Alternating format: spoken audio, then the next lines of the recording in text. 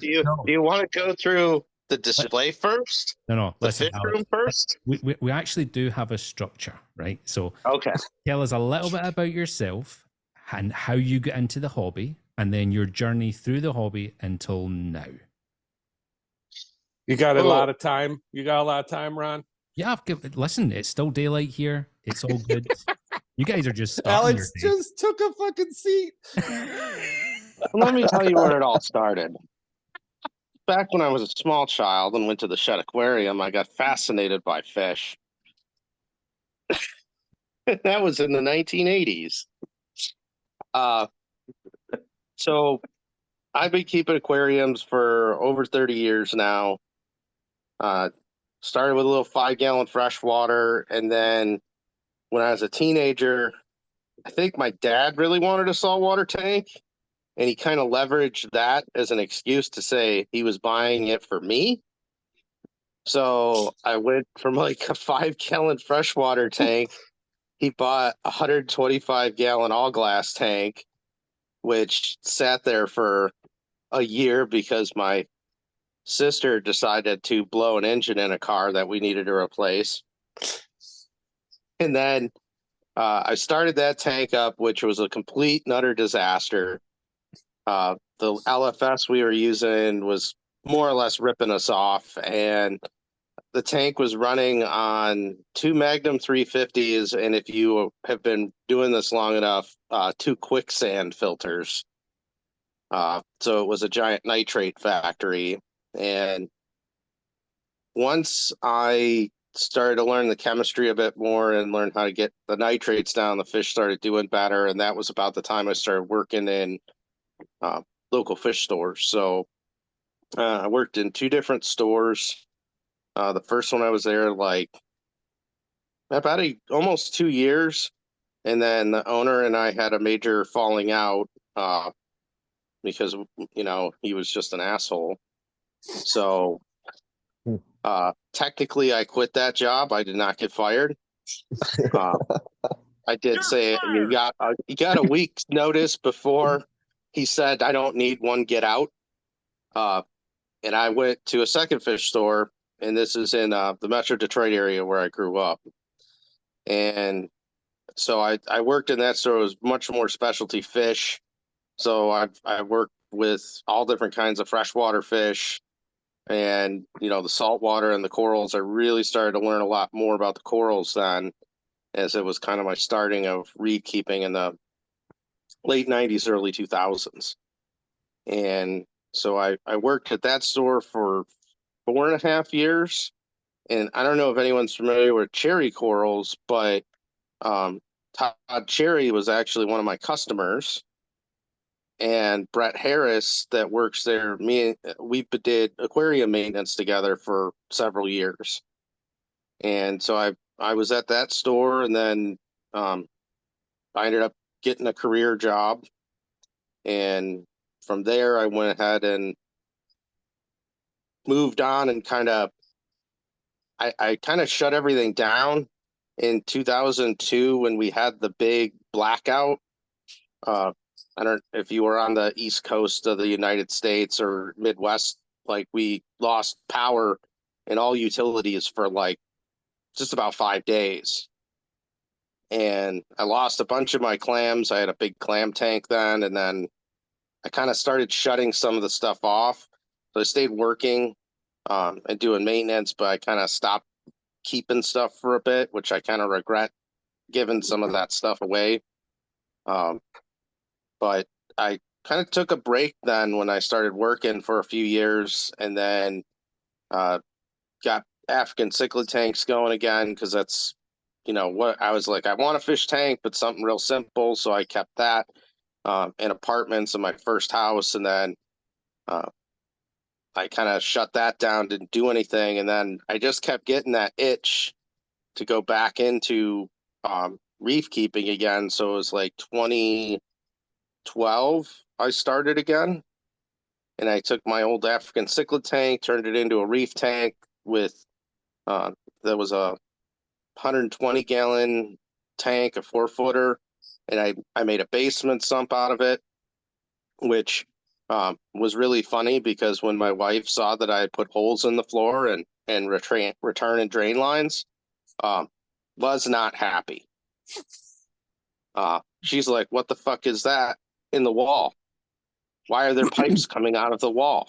I'm like, "Oh, well, that's for the tank upstairs." Oh man.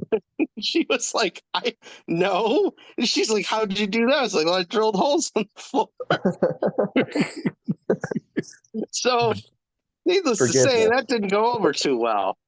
And I had that tank running about a year, and That's just then normal. That's just normal. What do you mean? I drilled holes in the window. I drilled holes in the wall.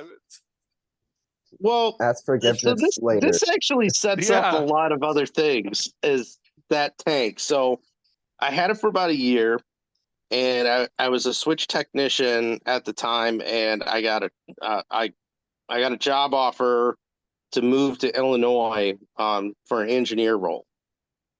And so basically, like, I had about 5 weeks from the time that I got my job to get my butt in the seat.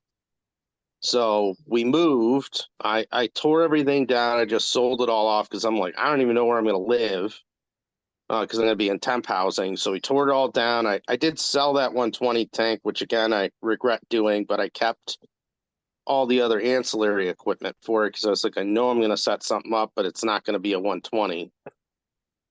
We found our new house, and I was living in North Aurora, and it was maybe 6 months or so into being in our new house. Actually, no, it's a little bit more. Um, I was wanting to do my dream tank was always to do like dueling displays. One that was a full reef, one that was a non-reef safe fish, and I wanted to put the tanks in my upstairs. We had a living room, dining room area, which I'm like, we're never going to use those anyways. So why don't I put some aquariums there? And I had a whole plan for it. And then I wanted to have a basement fish room. And the topic of holes in the floor got brought up again. And my wife was adamant. I fought it for about a month of, come on, let me just put some holes in the floor. It's not a big deal. I can patch them up. Nobody would ever know. She's like, I know. No, you're not doing it. And then she was like, why don't you put your aquariums in the basement? And I said, well, I wanted to do 240-gallon tanks, which are 8 feet by 2 foot by like, I think 30. And the ceiling was only like, the ceiling wasn't high enough to even get a tank down there. It was too tall to stand it up because the stairs were funny. They went right up to a wall almost, and then a sharp 90. So I was like, well, I can't even fit the tanks I want down there, you know? And so I asked her, I said, well, what can I do down in the basement? And her exact words were, I don't care what you do down there as long as you don't put holes in the floor. And I just said, okay. And that spawned my 1,600-gallon system because I couldn't figure out what I was going to do. I was like, I could build my own tanks, and I was trying to figure out things I could do. And ultimately, I decided to build plywood tanks down there. So I made a 480-gallon, that was the reef tank, a 720 that was just for big fish. And then that all connected into a dual sump system and then a 150-gallon refugium. And so I ran that system for 3 years, and it was like jamming perfect. And it was 2020. I was like, my company was going through a merger, and the house we were in, my wife and I had kind of settled what we got because we had to move so quickly. And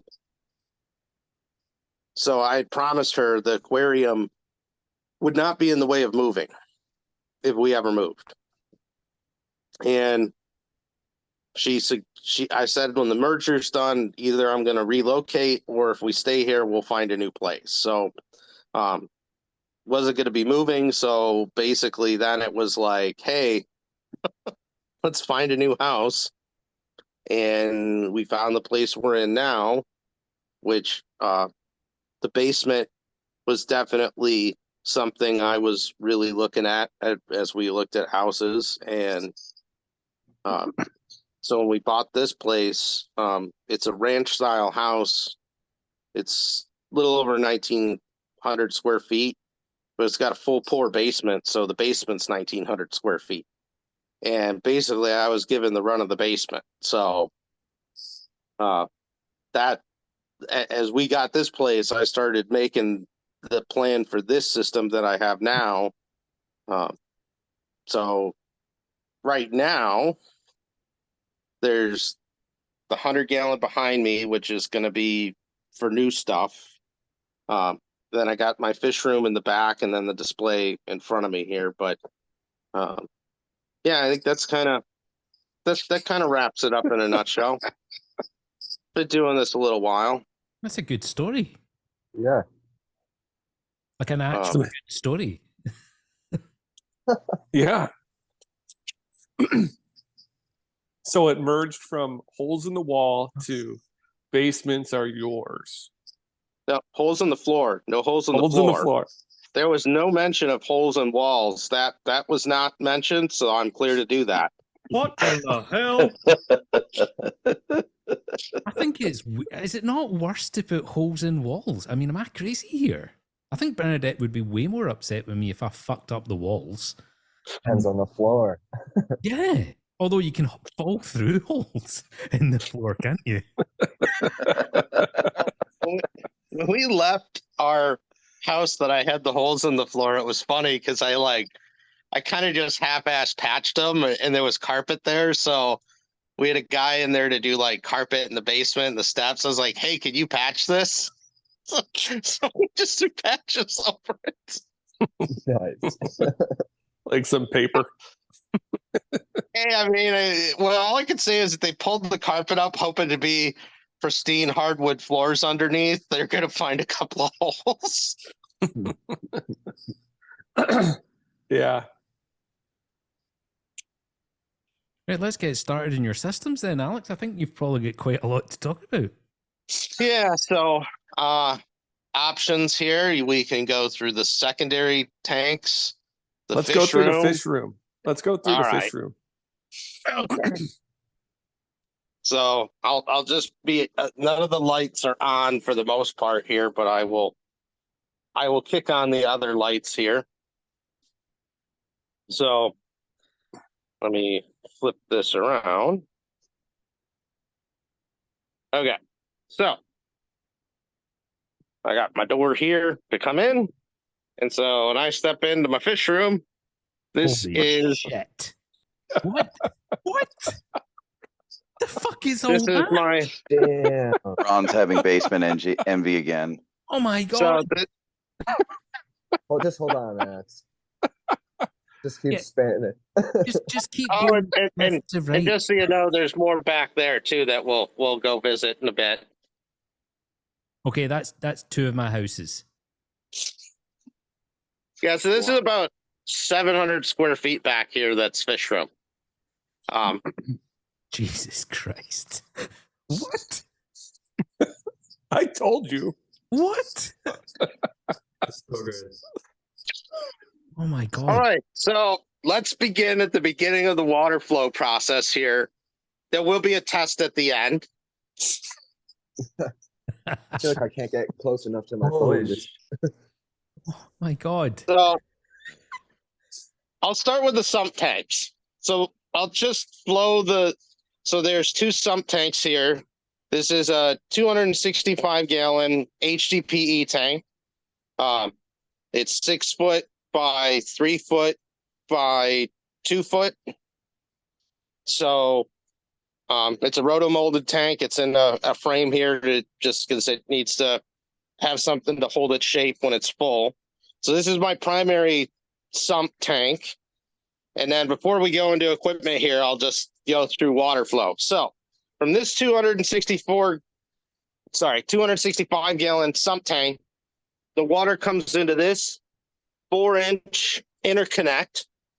And that 4-inch interconnect runs across here to my secondary sump, which this is a 10-foot by 4-foot and approximately 30 inches tall, 500-gallon sump. Jeez. So this is a secondary sump. This is a pond liner sump. So it's all plywood, and then it's got felt and pond liner on it. And then the water comes in, and you could probably kind of see there's a 4-inch line that comes all the way to here. And so this is the discharge. So this is helping to make sure that when the water comes in, it doesn't make a big dead zone here. So I force the water down here, and then it flows back. So from there, in this tank, there is a single return right now. The main return for the new display is going to be located in this tank as well. But this is the first return tank, the first return line here, which that comes back into this line here. And then let me walk around.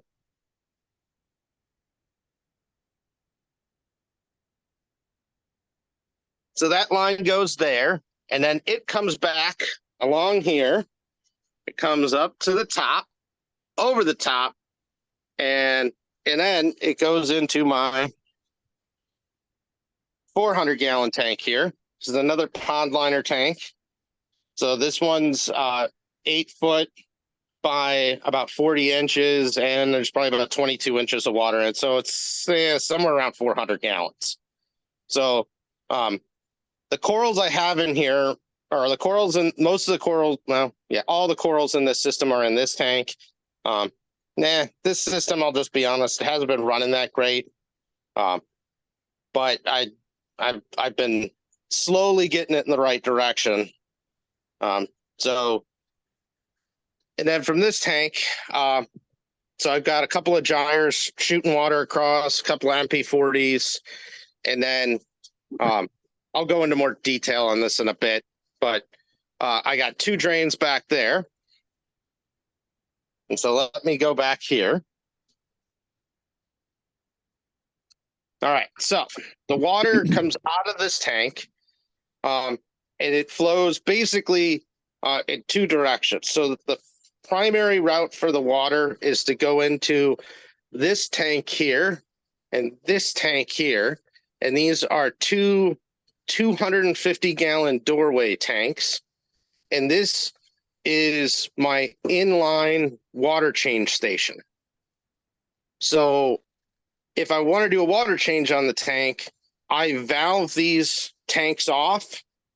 With the closing of these valves, I fully open these. And then I'll also close off these valves here, and that isolates these 2 tanks. I then have a 1-inch pump out line right here that goes all the way up, around, over, and then that connects back into my main sewer line here. And you can see I've got quite a few valves and also a reverse trap set up here so that you have very little chance of actually trying to have some kind of backflush, because that would be really, really bad. So when I pump them down and I can't get any more out, I got a little C-shape pump that I just drain out the rest of it with. So then I hook up the RO unit, refill these, get a pump circulating, put the salt in, heat it, and then all I got to do for the water change to get it going again is simply open the valves up and close these down.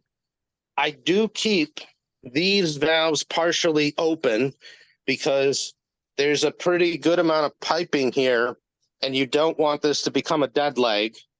So I always keep a little bit of water flowing through it to prevent that.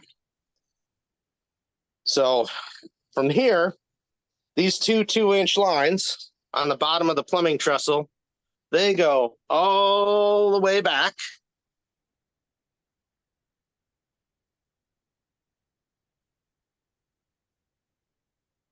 and they come out right here. So these two lines here are, one's going to a filter sock tray with socks I never changed that are a fun science experiment because I don't use socks. And then this other line here is going into my protein skimmer.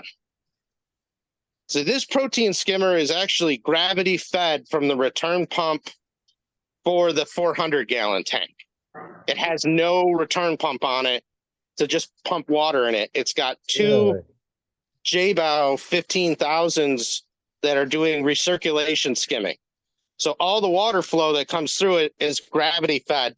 So this is the exit for the water in the skimmer. So you see I got it up nice and high.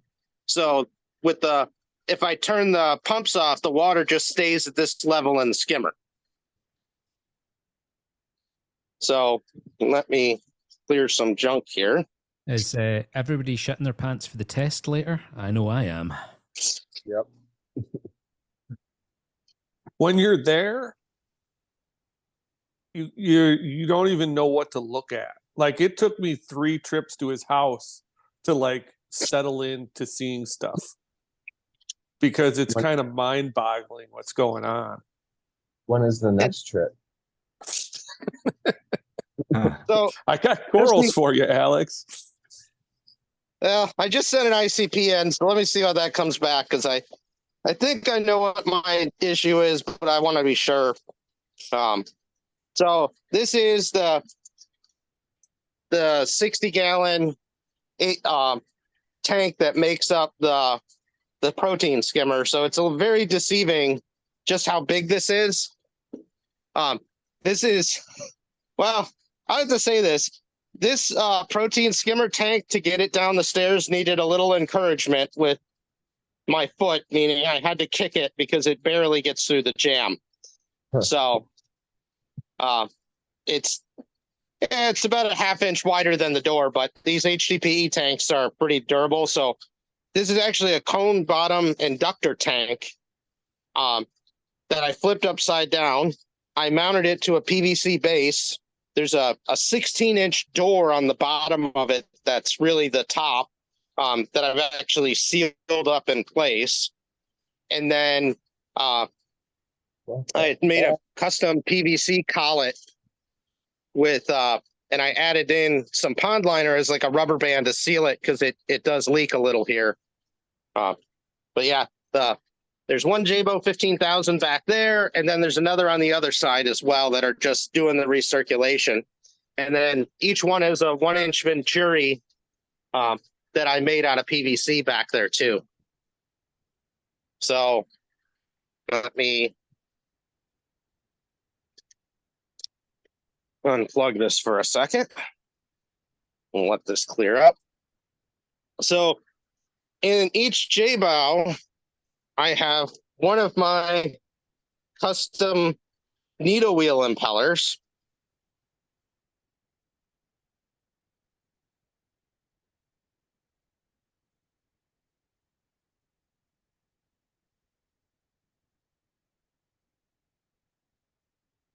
You all still there? Yeah, we're I'm all here. still here, but he's got red bars next to his name, so I don't know. Hold on. Oh, there we go. Oh. We lost you for a My bad. second, Alex. You're back. Yep. You're back. Yeah, I was Custom- probably standing too. If I get a little too far that way, sometimes I lose it. So as I was saying, each one of the J-Bow 15,000s has one of these needle wheels in it. Either this type or this type here. These I handmade out of acrylic, and I literally drilled every single hole and cut every single pin because this was before 3D printing. You Excuse poor me. bastard. So these are like 6-7 years old, and I got a couple more in there that they made spares, and they've held up great. So but let me set this down for 1 second and pull this top off.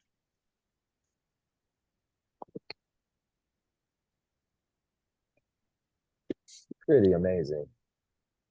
Oh yeah. I'd be interested to know, Alex, how much of everything you're showing us was planned and how much of it was organic during the process? Because I could not plan that level of anything. No chance. So I'll be honest, everything that I've built back here, there is like a couple of really shittily made drawings. Everything else is in my head. I just make it. So this skimmer, I found design schematics of reef octopus skimmers and just emulated that for this. So here's my bubble chamber. It's made out of 12-inch PVC, and you can see the water inflows and outflows. I have it pre-plumbed for when the main display goes online. There'll be another gravity feed that goes into this so that it'll take water from the main display too.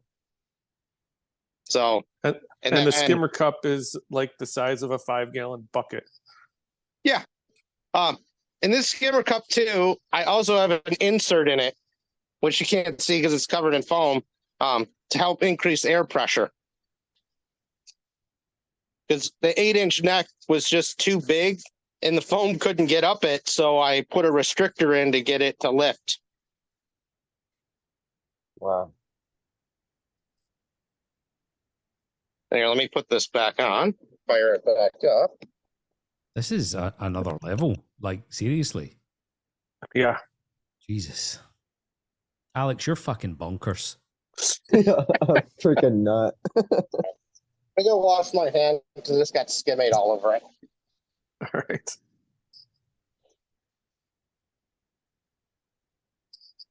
You weren't wrong, Jim. Alex is reefy as fuck. This He's is maybe the reefiest fucker I know. he's an addict. Put this back in. You could be doing way worse stuff, Alex. I mean, this is good. You could be up to real shit.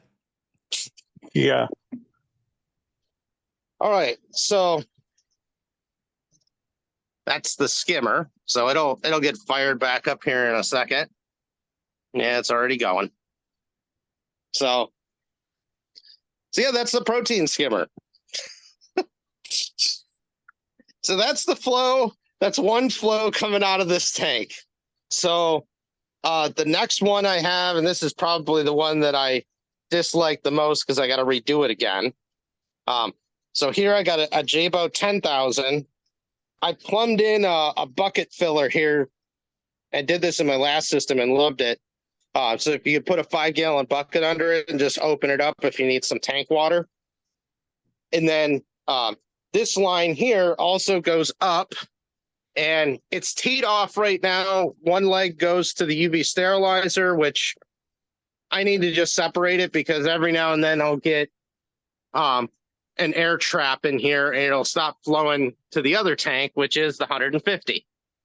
So the 150 is fed by this overhead line, and that goes all the way over to here, and the light just kicked on, so that's nice. And sorry I didn't clean any glass because it's just not a priority right now. So I keep my non-reef safe fish that I have right now. So I got this big Spanish hog, a Regal Angel, and then I've got Mr. Lazy Ass himself, my puffer. So in this tank, I got a single panta ray on here just blowing water around. And, you know, these guys are just waiting to get to their new home in the main display. So this is their temp housing. So I can't walk through all of it because I'm going to probably lose signal again, but it's got a single 1.5 inch drain line that goes down here. It goes around here, goes back there, goes to the back wall over there, back wall there, and then drains into the 265 here. So it's like a 40-foot drain line.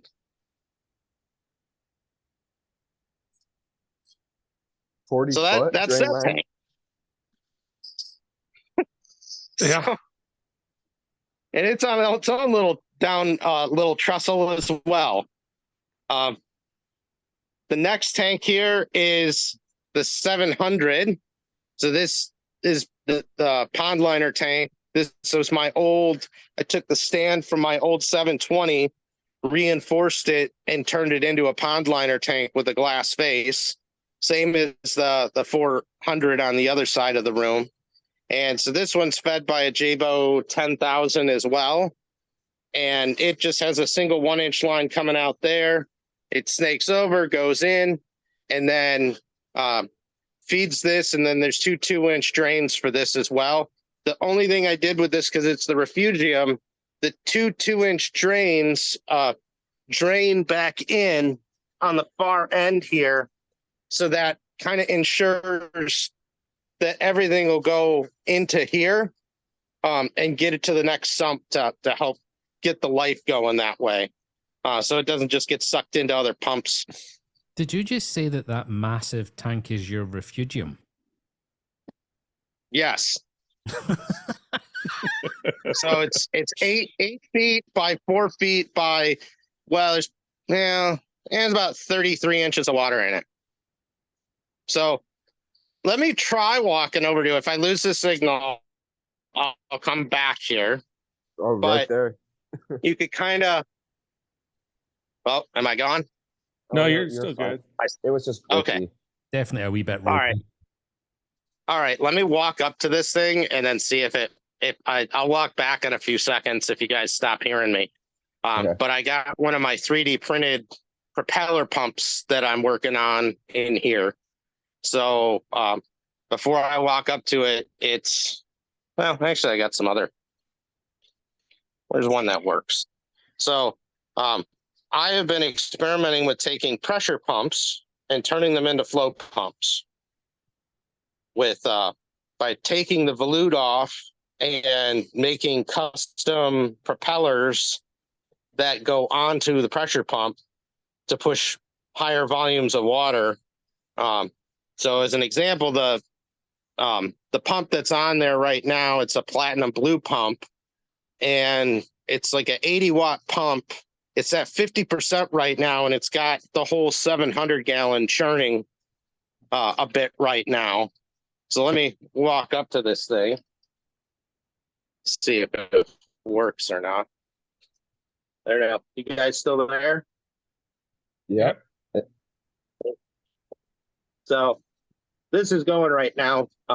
Yeah, this has got this whole tank churning pretty good at the moment.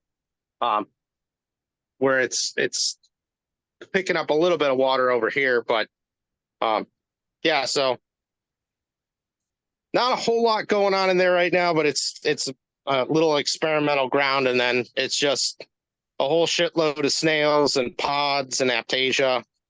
So There's some a bunch of feather macroalgae. dusters in there. Oh yeah, like a billion feather dusters. Here, let me see if I can get. Yeah, Oh. yeah, it's All got right, a I'm backing billion up. feather dusters. It's kind of cool looking.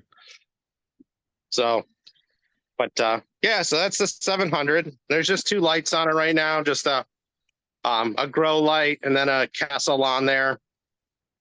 And there's a space behind it. I can walk behind it. There's a couple feet back there, as I didn't want any of these tanks to be like right up against a wall. I wanted to pull them back at least a foot. So I think that covers all the running tanks in here. In the main system, I've got 200 gallons of RODI water storage here for my ATO. Not sure long term if I'm going to keep this or put something else in, but that's what it'll be. My new RO system that should be getting done in the next week or so is going to go right here. So that'll be what I use for the filling up the new tank and everything once it arrives. So I got a space picked out for it here. Is this the one Todd's building? Yeah. We plugged. And how many gallons per day is that? 2,600. Gallons per day? Yeah. So, and then this is a standalone tank here, but this is my little 25-gallon lagoon. Keep a lot of macroalgae in here. That's cool. Soft corals. So I got some branching GSP, some different mushrooms, macroalgae. So I got torch in here. I've got the main mother colony of heteroxenia hasn't been looking good. I don't know, something's bothering it, but I've got a couple more frags of it over here. There's another one back there. It's actually a slow growing form of xenia that gets large. It's not very common. I'm trying to get Jim to take a piece of it, but he doesn't want any coral. So, yeah, this is just a fun little tank. Like lots of, I put some Australian live rock in there to see what kind of came out of it, and from microfauna standpoint, which it had a little bit of stuff in it, but nothing too spectacular. Do you have any fish in there, Alex? No, just keep the corals and letting the microfauna go nuts. I thought about putting little mantis in or something, but the thing is, I got so many different varieties of like little snails and everything in here, and the mysid shrimp are really going. Like, I really want to get, I'm using this to help seed the big system and get some of the microfauna back in it, because the big system has struggled a bit with the corals and the microfauna. I had some bad metal problems, which I believe they're resolved, but we'll find out in a week or so when I get my tests back. But yeah, that's this little tank here. It's just on a little gravity feed ATO off of that 5-gallon bucket there, and then I'm dosing like 4 mils of all for reef a day in here, so nothing too fancy. Everything in here is doing great, so I'm really happy with this little tank. While I get the other stuff kind of back on track, which, the big system, the fish are all doing good. Some corals are doing okay, and then some of them are just not doing good. So I'm gonna see how my water comes back, but I think I'm gonna fire up my calcium reactor finally and get off the kelp stir alone.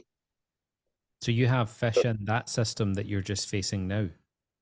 Yep, there's maybe like 8-10 fish in there. So nothing real big, a lot of small stuff. And I really haven't gotten any fish for, probably like 7-8 months now at least. And the only fish I got are in my other tank out in the front of the basement there.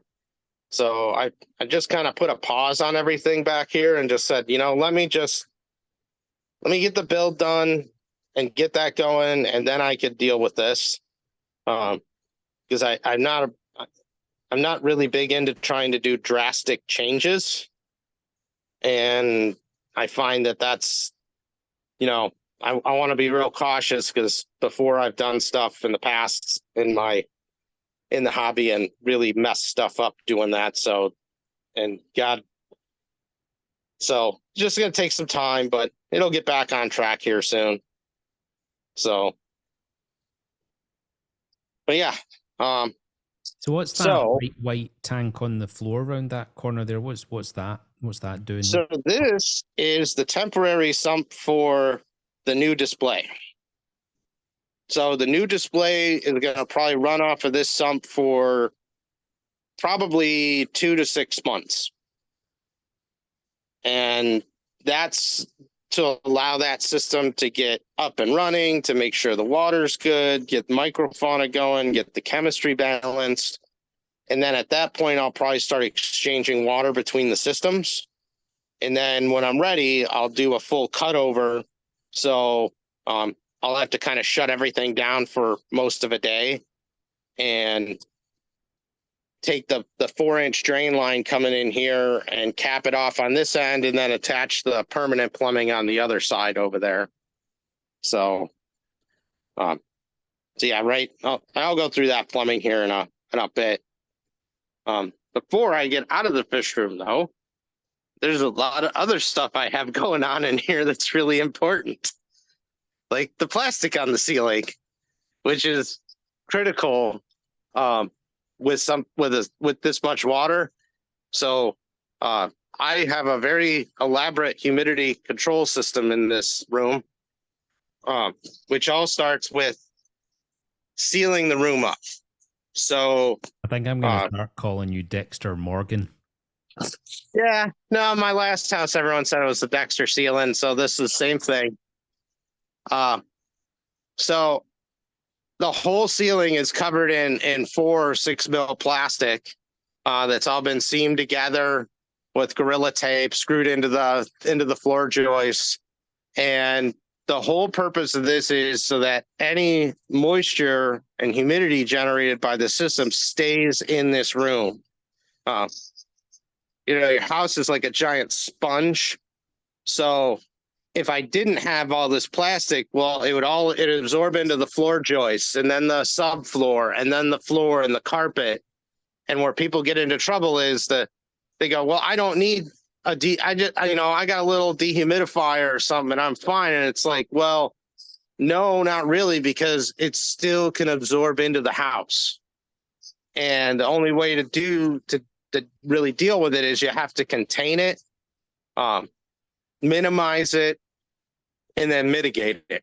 So that's how I always go, is to try and, minimize, contain, and mitigate is how I go. So keeping tops on sump tanks and stuff really helps to minimize wherever I can. So like the sumps have tops on them. That tends to be a place where you get a lot of salt spray. The main tanks, I usually don't put tops on them. I'll leave those open because just really good gas exchange. But I got a couple tops on the 150 and no tops on the other tanks. So since I don't want to waste the light, but beyond that, you got the plastic containing it in the space. And then I've got 2 means of mitigation. The primary is this bad boy here. This is a whole house dehumidifier that is rated for high humidity in like a 5,000 square foot house. So I have ducts here that are going to the canopies of the 700, the 400, and also the main display is pushing air this way. So this is set to keep the room at 45%. And so during the summer months, it'll run all the time. And actually, it's been a little dry here. So it actually has been off. It kicks on every hour to check the air. And if it needs to, it'll just stay on until it gets the air mitigated. And then it just drains it all here right into my extractor pit pump. So that's the primary means of mitigation. The other means I have, and I can't walk to go see it, but there's not much to see, is that white box back there is my DIY HRV or heat recovery ventilation. So that is exchanging inside and outside air at, let me see where it's set right now, at about 200 cubic feet per minute of air. So it's exhausting air out of the house over there, and then it's pulling it in over here. And so there's a heat exchanger in there that allows the air temperature, the heat to be recovered somewhat. So like I might be pulling in air outside that's 0 degrees Fahrenheit. It'll usually get that air up to about 50 degrees before it comes in. So some of that heat isn't just lost by exhausting it outside. If the humidity levels outside are lower than they are inside, it will mitigate humidity. But the primary reason I got the HRV was to help lower CO2. Because my CO2 down here is like at 1,000 parts per million. And when I have the HRV going, it can get down more so into, if I'm not down here all the time working, it's at 823 right now. But it'll get down into the 500 to 700 range usually. So that helps. They'll just help boost the pH slightly. So instead of an outside air intake for the skimmer, I pulled that line off and just have the HRV now. So that air ultimately comes back into this 5-gallon bucket, which is filled up with carbon and some air filters. So the air that comes in from outside is going through some carbon filters and air filters as well.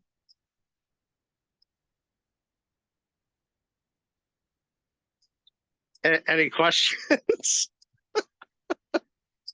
I think you've put a tremendous amount of thought into the environment and the safekeeping of your home.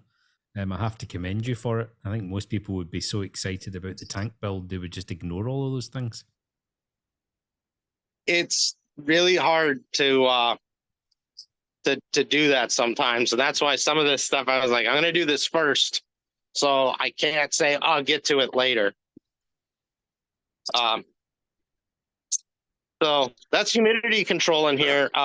Something I didn't mention about the tank too is the heating system. So to heat the aquarium, I actually use my hot water heater. So what I have is a Renko controller here that is set up to a bronze recirculation pump, which it's on right now, so it's hot as hell.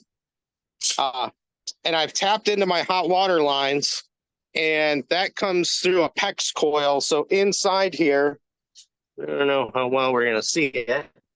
Yeah, you can see it right there. So that's my heat exchanger PEX coil. So there's about 100, well, probably 50 to 100 feet of PEX in there in a coil. And it just, as the water passes through it, it passively heats this through radiant heating. So the water just gets tapped off a hot water line in the house, runs through the coil when the pump's on, and then the pump recirculates that water back into the bottom of the hot water heater through the drain. So that's how I heat the system. Does your wife know the level of fuckery with your heating? Oh, well, maybe. I don't know. I had it in the last house. My wife's not really into mechanical stuff, so she just doesn't really know it. And she would probably be like, I don't want to know. Oh, there's no hot water. Yeah, but the fish tank's warm. Well, so it's just my wife and I, and like I've never had an instance where I've had said we're out of hot water. And the thing is, when the water goes through here, it only loses a few degrees. It's not. Let me see. I might have my, because since it's on right now, let's see where we're at in that difference. So.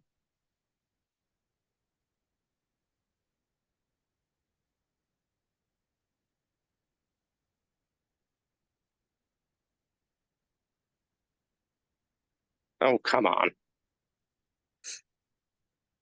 All right, so it's like 116, 120 degrees. It's like 104 coming out. So you're bleeding like 10 to 15 degrees. And that's it. You wouldn't notice that in the house though, would you? No. So, and it is hooked up with a redundant controller. So the Renko controller is the primary on and off for it. And then it's plugged into the Apex, and the Apex is set up for over temperature protection. So if the temp in the system spikes, it kills the power to the Renko controller and ultimately the recirc pump. And since it's an open loop in the system, if there's no water flowing through it, there's nothing will flow through the line without that. And it's also got check valves, so the water can only flow the proper direction.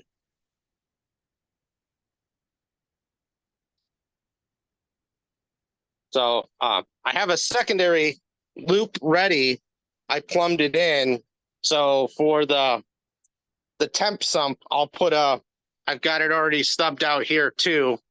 For the temp sump, I'll go ahead and put that on. So I got a heating coil on this too.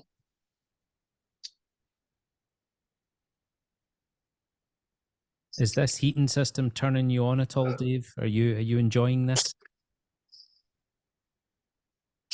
Yeah, this is fucking awesome. All right. Hey, let me go take as they say at work, a bio break for a second. The coffee's Excuse getting to me? me. Here, watch the fish for 2 minutes.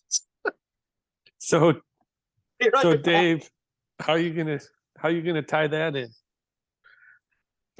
Dave, were you paying attention? Yeah, I was taking notes here. Okay, that's good. You can have like 12 titanium heaters and a recirculation pump from your hot water heater going at the same time. That'd be fucking sweet. I'm not gonna lie, I definitely thought when he was talking, like, how can I add this to my system? Dave's turned his video feed off because he's too busy testing. How much money you can save from like 1200 watts of heaters to just using a heating coil? Oh, Yeah, can you imagine trying to heat this without that? Crazy old cracker. yeah. So wait, maybe I missed it. How? So all the tanks stay the same temperature just from that one heating coil in the sump, or are there heating coils in all the tanks? No, it's just in the sump. And that's why he said he's that- got to put one in that temp sump so when he gets the main display going, that's not going to tie in for months into the existing sumps to make sure that there's no contamination. And then Does yeah, it circulate fast enough to like keep the temp, like the temp in that display's gonna be the same temp as that sump? don't you say you lose a couple degrees, Alex, from the sump to the tanks? Generally, because the water turnover is at least once an hour, you don't tend to lose a whole lot. So like right now, my 700 gallon tank's at 78.4. And the 400 on the other side of the room here is at 78.4. Yeah. So nice. this room being so closed off and contained, the room itself, though, right now is 75 degrees. So with the dehumidifier and stuff going, that's throwing out some heat into the space. When the big display goes online, that's the one I'm really going to be watching for the drift. And what I would do to compensate for that is just turn the temperature up in the sump system more so that knowing that it's going to have a drift, you'll be able to see. And actually the temperature probe for the heating system is as close as I can get to the drain line coming in from in this case, the 400. So that way, the water that comes out of here goes through the two tanks in the back and gets back. That has the longest run. So that's the water. I really want to know the temperature of it as it comes in so that, yeah, I can kind of, as I'm heating, it's going to heat the water until that temperature is what's coming out of the drain line.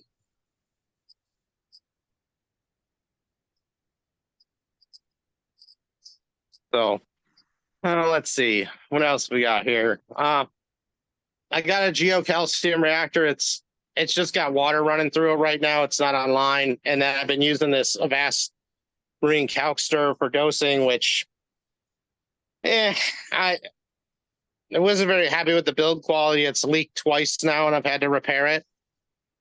So the stir itself works okay, but the build quality was a little lackluster. I'm really wanting to go back to my calcium reactor because I feel that I am probably missing a lot of. I don't dose anything else, so I'm just feeling like right now some of the coral's not looking good. I'm wondering if some of those other minerals that come in with the reactor are getting depleted. So but I don't want to do anything until I get an ICP test to make sure it's not a metal problem first. So if that comes back clear, I'm putting the reactor back on and letting that go for now. I think Mike was talking about an Avast stirrer. Am I right there, Mike? Did you say something about Yeah, I that? have one. I have one. Yeah, mine started leaking on the bottom. And then it also, when I first got it, it was leaking off of this fitting, and I fixed that, and I was like, no big deal. But then it was like quite a like maybe like a year or something after I got it, I come down here and I'd be like, why is there Kalkwasser solution here? And I was like, is it leaking somehow or overflowed? And finally I started seeing where it was actually coming out here on the bottom. So I ended up grinding up a bunch of acrylic and putting it in there. And well, actually I mixed it with Weldon 3, turned it into a paste, and then jammed it in there. And then I siliconed it with RTV 108 too. So it hasn't leaked since, but I was like, well, it's the one joint that you need to have work. So, but yeah, this is like my first foray into using just calc, and I don't know. I kind of want to go back to my reactor, but they said I want to see what my latest test shows me. The other thing I've been thinking about doing is just I want to put some more rocks from like my 25 gallon in here and stuff, because I really feel like some of the biome in here got really messed up by the zinc problems I had. So, especially since the other standalone tanks are doing really well with coral and the main system's not as much. So, let's see what else we got in here. Oh, this is always something I like. So my utility sink, I bought just a big tub, but then I put it on stilts so that when I'm standing here, I could touch the bottom without having to hunch over, which is a great saver for your back. That's the dream. It's the dream. You know, I had a utility sink at my old house, and I was like, this thing sucks. I go to clean my skimmer, I'm hunched way over. So I was like, I'm going to make this to where I could touch the bottom, I could work in here without having to bend over. The other thing, too, that I did with this is I made a custom trap. So I don't care if sand or algae or rocks go down this, because they all fall to the bottom of the 5 gallon bucket. And I went 2 years without cleaning this thing, and I cleaned it this summer, and all that shit had been built up on the bottom of it, but it doesn't go down the drain, like all the way to the extractor pump. So that was a real simple solution. So I know some people use screens and stuff, but I don't even want to have to wash that. So I just let it go down. Well done. I think that's a great idea. So when you take your dead bodies down there and you're sawing them up and you're draining them into that sink, you know, it's a lot more what's really funny there. is I told my wife in our last house, and I could probably do it in this one too. I was like, I should hang up like a fake dead body and just see how long it takes somebody to notice it's there, because they're not paying attention because they're looking at other shit. You don't need a fake dead body. You just need one great big arterial spray right up a wall and onto the ceiling. That'll do it. Well, I can tell you, when I do Halloween parties, I actually do make a murder scene in the bathroom. So I actually do that. I don't doubt it. Yeah, I hang up plastic in the bathroom, in the shower, and then I get fake blood and a knife and sling it all over the place. Yeah, we'll stick to the fake blood. Yep. We'll just stick to that story, Alex. So I think that's most of what's in here. got my little freezer for my fish food, storage for PVC parts and miscellaneous things. Yeah.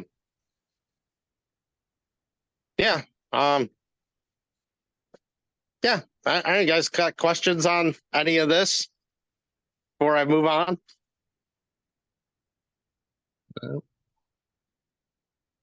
So many questions.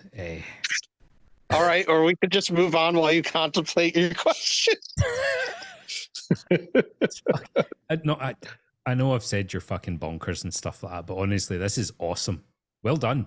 Well done. So much DIY. And it's all so well thought out and lined up, and I think it's amazing. Thanks. Well, we can come back if anyone's got questions. So this is the 100-gallon tank. This is just my sister gave me this. She had it for a while, tore it down. You can't really see it all that great, but I got a massive colt coral in here that's, cantaloupe sized.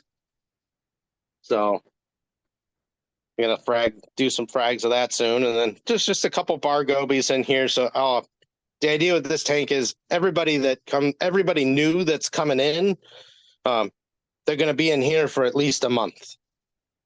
And that way I can observe them, make sure there's no problems. And then if they're good to go at that point, I'll move them into the running system. So this is your quarantine then?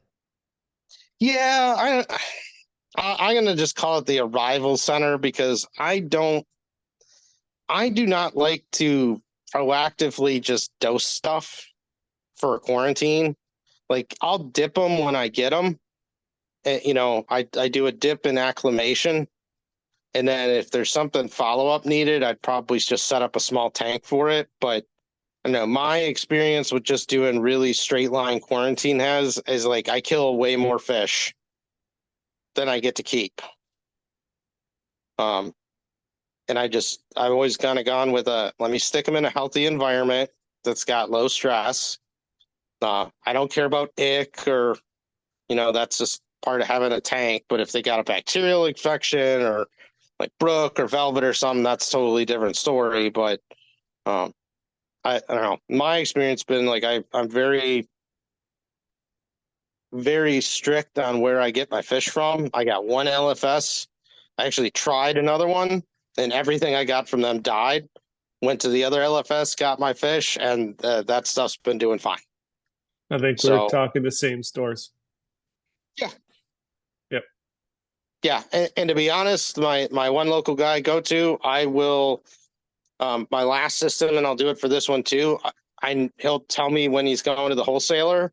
There's a local one in Chicagoland that he can go to and pick out the fish by hand.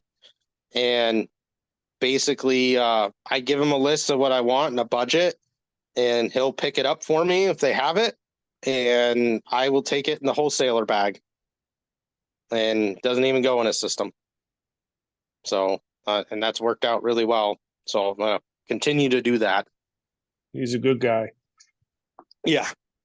Oh, come on. Open up. So nothing too fancy down here. Just an eShops, then a little bubble magnets. Nothing fancy at all. There's still a Rio pump on it. I got to swap out at some point. Wait a minute, Alex. You have like a normal setup. Well, this was given. Absolutely. I had to hard plummet because I was like, I'm not keeping this crap. And so this is the thing that killed me. So there was a fairly well-known maintenance company taking care of my sister's tank with this sump in it. And I don't know, like you couldn't get the skimmer cup out. Like I had to notch the sump. And then she told me like they had to do something elaborate. And I'm like, yeah, it's called, they had to take the thing apart and pull it out of here. I go, that's stupid. Just cut a couple notches in it and it'll be fine. Yeah. So needless to say, this is just like I had it and I was like, it's simple.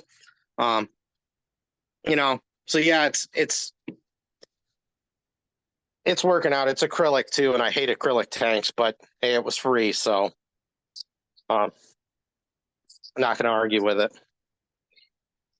So, and the funny thing is, and I didn't do this to Jim because I couldn't, but oftentimes when I have guests over, my wife will bring up the aquarium. So when I bring people down in the basement, I shut off the other lights so they can't see what's behind me. And then, because she'll be like, oh, it's so massive and giant. And they come down here and go, yep, that's it. And they're like, oh. And then I go, oh, and then there's this thing.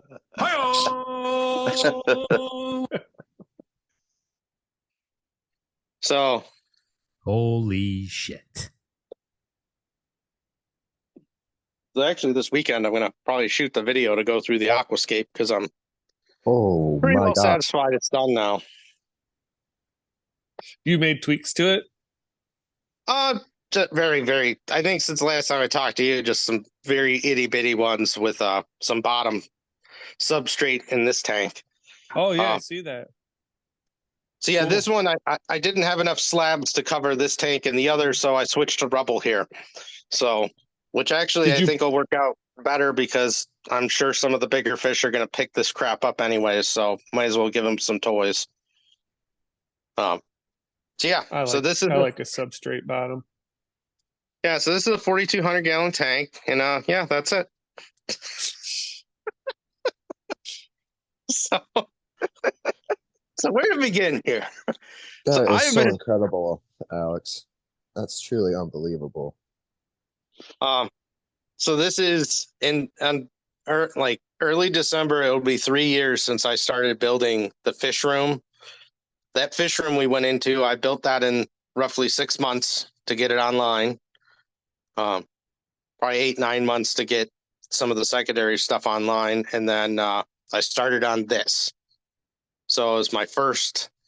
It was June of 2021. I started on the display.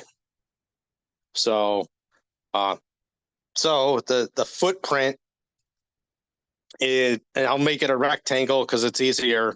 It's 36 feet long, 6 feet front to back, and it'll have about 32 to 33 inches of water in it. Every time you move slightly further to the right, there's more fucking tank. Oh my god. I've seen so many photos of this and I've watched your progress, obviously, in your build thread and things like that, but the scale is insane.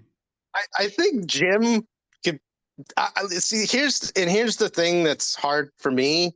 So even like my 1,600 gallon system, when you are around something like this every single day and you see it all the time, you kind of get normalized to it. So like it really is like if like Jim comes over and saw it, or a couple of my other friends have come over and saw it, and they're like, "Holy shit, man!" So, The recliner for scale really demonstrates how huge it is. there's a bicycle It looks down like here a little too. toddler chair or something. It looks like a little played quarter scale chair. Yeah, you said little kid's room. I was gonna do that for like a April Fools or something, and like make a miniature scale and be like, it was all green screens and a lie. It's real. So this is so I'll explain the construction a little bit. So this is a composite. So it's a plywood, fiberglass, and epoxy bottom for the whole bottom. So it's composite. Let me pull this off here so you can see the guts.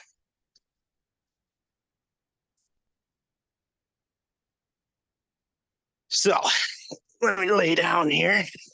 I don't think, no, we're not gonna be able to see all the way, I don't think. So the stand construction, the stand was laser leveled. So there's 378 2x4 stand legs in the stand, not including the outer braces here. Every single one has been cut to the level of the floor to make sure the stand is level all the way across. And I used a laser line to keep that going the whole way. So there's 378 2x4 stand legs with 6 screws a piece in them. So there's a How lot. out of level is the floor? I think just because you get little dips and stuff, I think maybe a quarter inch. Maybe there were a couple spots that were slightly more than that. It wasn't Gotcha, too but it's bad not like- though. It's not like it's pitched to a drain or something. No. Because the and this is kind of funny because the way I did the measuring on this is 17 inches was the stand leg that I started with. And then basically as I'd measure each individual, I would just start putting pluses or minuses on it for 16ths. So usually, how long do you think it'll take for the North American forests to recover, Alex? I don't even think I got like a whole tree in here. This is in Scotland. We've got trees in America.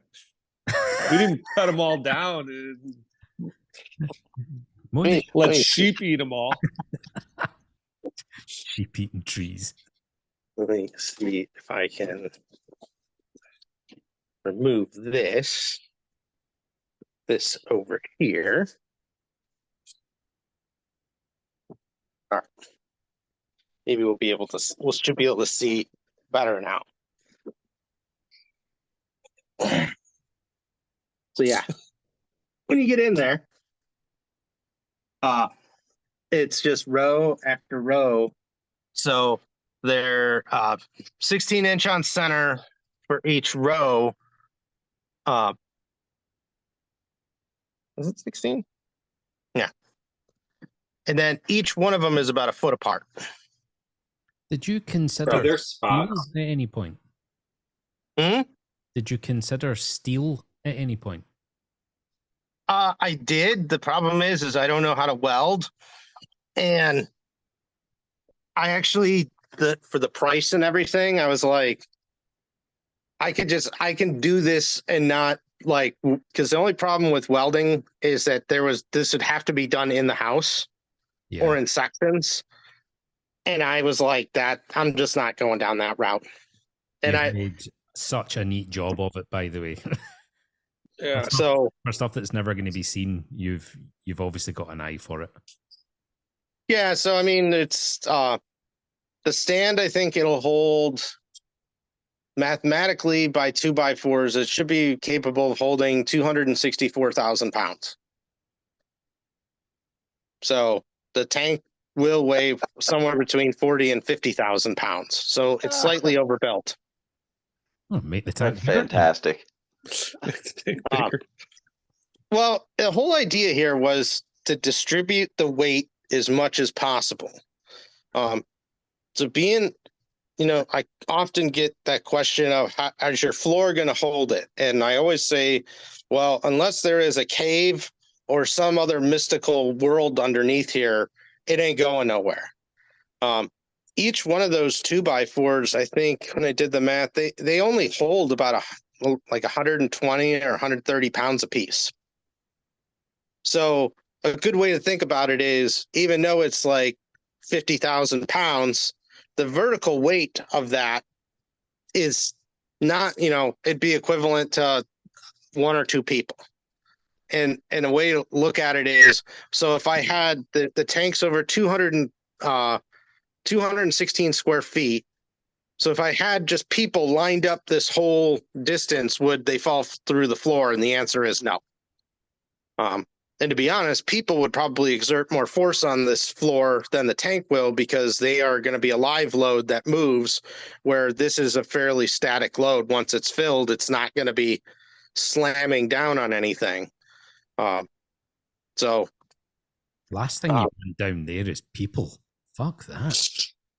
Fuck that. Well, and the other thing you got to remember is where this used to be dirt, and the dirt weighs a hell of a lot more than all this shit combined. So that's the other way of thinking of it too. So the layering on here is the first layer of 3/4 inch plywood was screwed into the stand and locked the whole stand together. The next two layers are birch plywood, and you can't see it from this side, but or at all anymore, but they've been laminated together with glue. So there's wood glue on all layers of it.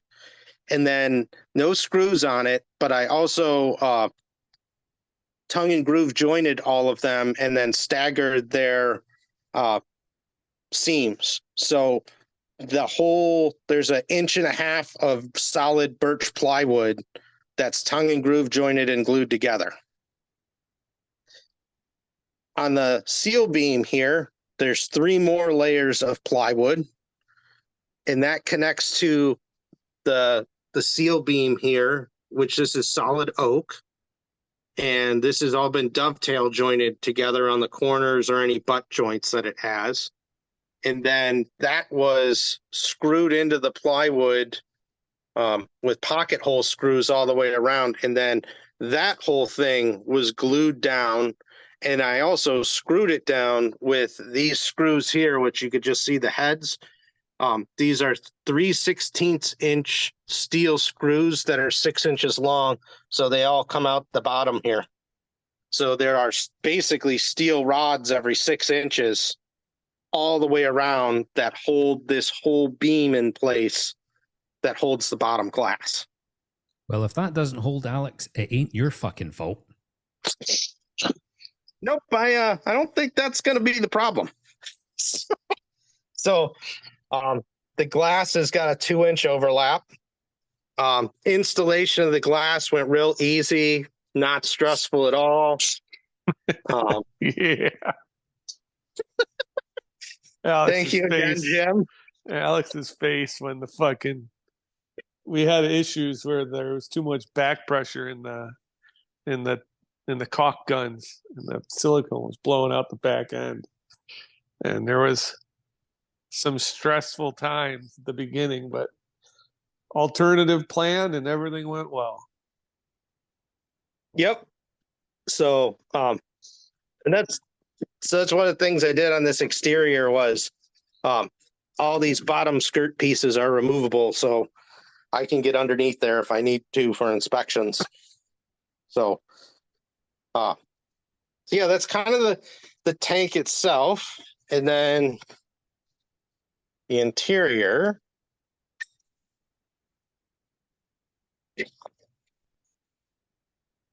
So all the doors are on gas struts. And the latest thing I finished up was sealing this all. So every one of these doors is sealed up airtight with foam as a weather seal. And this allows me to control the airflow in this space and keep it under a negative air pressure. So I have an exhaust fan. I'll show you guys on the other side that this is the air intake here. If I'm getting my hand on it right. Yeah, right here. So the idea is I suck air out of the canopy, which creates a negative air pressure, where this open vent here allows the air to flow in from the rest of the basement, and that keeps the high humidity level contained in this space. And then it gets mitigated by getting ducted directly to the whole house dehumidifier. So it was critical that this canopy be sealed, except for where I wanted air to come in from up above and get sucked out of here. If it didn't do that, this thing would destroy the house in under a year. So, yeah, the canopy itself, it's I guess I kind of called it a freestanding canopy. You can't see any of the beams, but I made custom 3.5-inch by 3.5-inch columns out of 2 2x4s and 1/2-inch plywood, and then that supports the whole structure up here, which I again use 2x6s and 2x4s, and then they're all filled in with FRP boards and NRP boards and siliconed and stainless steel screwed into place. So the whole top of the canopy is completely sealed up. Can't see it right now, but the back wall's all sealed up too. I'll show you that in a minute. And then I've got 6 light racks, light/equipment racks in here.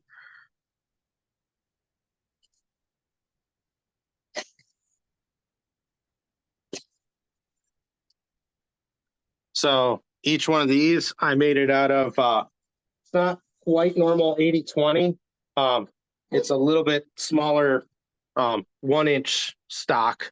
They use it for like 3D printers and stuff, but it'll have more than enough capacity to hold the lighting. So each one of these racks can slide out all the way so I can access the light and equipment rack without having to worry about getting in the tank. So I might mount pumps to these and stuff too, so that I could slide them back and forth where I need them for maintenance. And then you'll notice a bit, they do sag a little when they're fully out. I didn't design it to be extendable without having a stanchion pole here. So I'll probably have some type of post here to hold these up. And then, I kind of self-designed these and I put them on some PVC sliders so that they glide nicely. And then these stainless steel U-bolts here help keep them on the track and make sure they can't fall off. And everything here is stainless steel bolted up, so it's not going anywhere. So, and those slide in, and then everything's got electrical. There's a total of 3 circuits here. They're all AFCI, GFCI. So there's boxes on every one of the light racks, some scattered around, like, well, there's one over there too, one in the back. So I separate out as much as I could to just keep the electrical circuits separated. And then that way I got power redundancy. If I trip one breaker, there's still 2 more in here. So, but yeah, you can see the back wall, the canopy over there is all sealed up with plastic, FRP and NRP boards. And then the return lines, they come in here.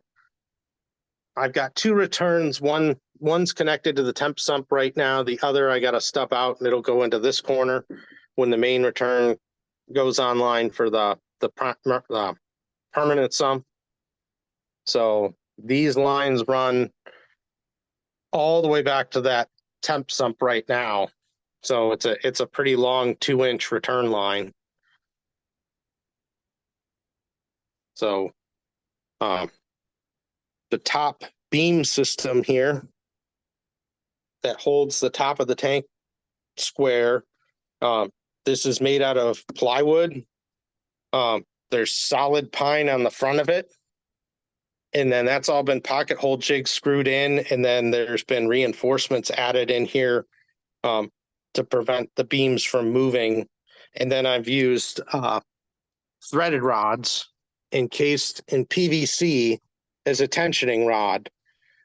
So they're sealed up in here so that the rods themselves won't be exposed to seawater and are fully encased. So technically they are serviceable. If I ever needed to pull one, I could do that. So that's kind of how I have the tensioning system set up here. And then the only places that don't have tensioning rods are the ends.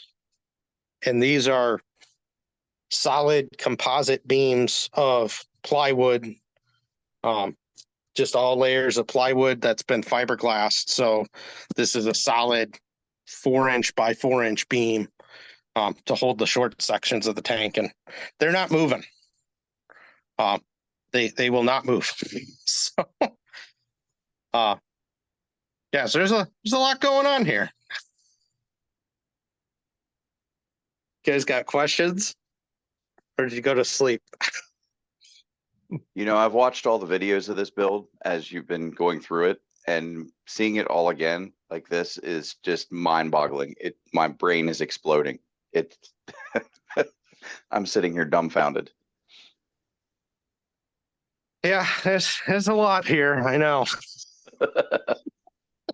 I just have to commend you for the fact that you've done all of this yourself. You're not just paying tens of thousands of dollars for somebody to come in and just fix it all up for you in one weekend. You've done it all yourself. It's incredible.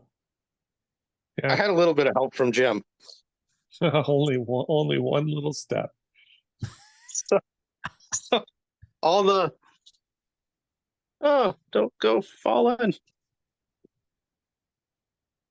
This is my latest finishing work I'm doing. But right here, you can see Bottom is the 4-inch drain. Middle 4-inch is the ventilation duct. And then the 2-inch return lines coming through the wall from the fish room. See? She didn't say nothing about holes in walls, so although I gotta say she wasn't too happy to see that. Like, what the fuck is that? Just make It's like, that's kind of plumbing. So the 2-inch returns come up here, go overhead, and then so something that I've done with all my plumbing, and I don't think I could really show it that well. But these are right up against the top. Let's see.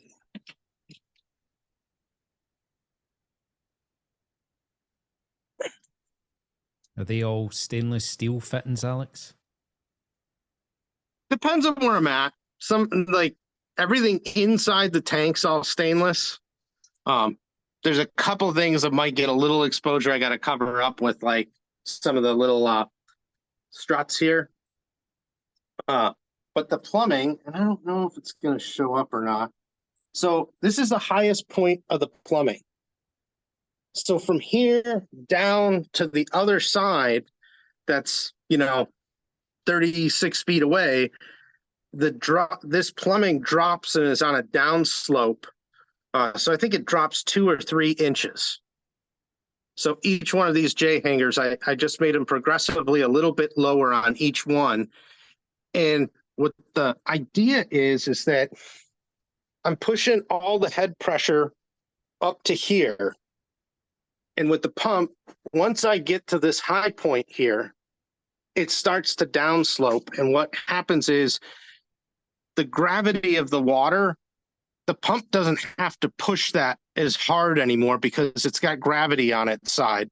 So if you ever do really long returns like that have to go overhead or anything, get to your high point as soon as you can and then downslope it.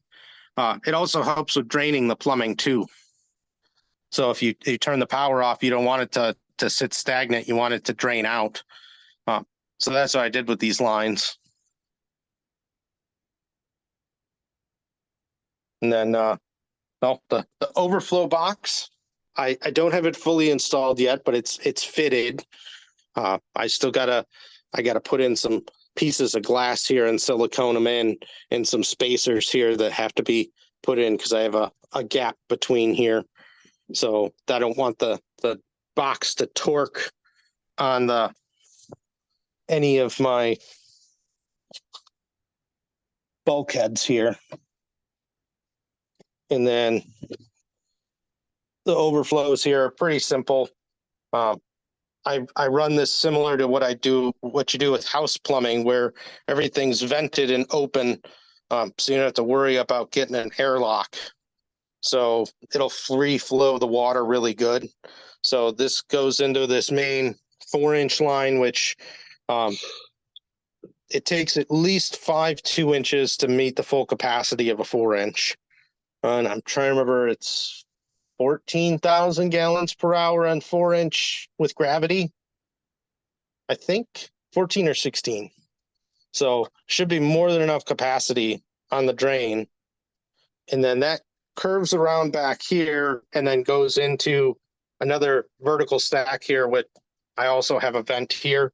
And then that goes down, goes all the way to the other room, and then it'll feed it into the sumps. So, Alex, can I just ask you, when the day your wife comes home and says, "Oh, number 42 is up for sale. I think we should go and have a look at it." How are you going to react to that? What's for sale? The house. Yeah, the house up. Yeah, I don't think this one's going to go as easily. Although, I won't lie to you. Technically, this can be disassembled and moved. Fuck's sake, Alex, just behave yourself. Technically, it can be done. I could cut the glass out and the glass could all be redone. The beams could all be cut and patched. The only thing that would be a real nightmare is the stand itself is so crazy built. I'd have to just get like a cutoff wheel and cut it into sections. that are big enough to get out of or small enough to get out of the house, and then technically you could reassemble them, carve out some of the bottom and fiberglass, and put them all back together. So you have 100% thought about it. Yeah, I mean,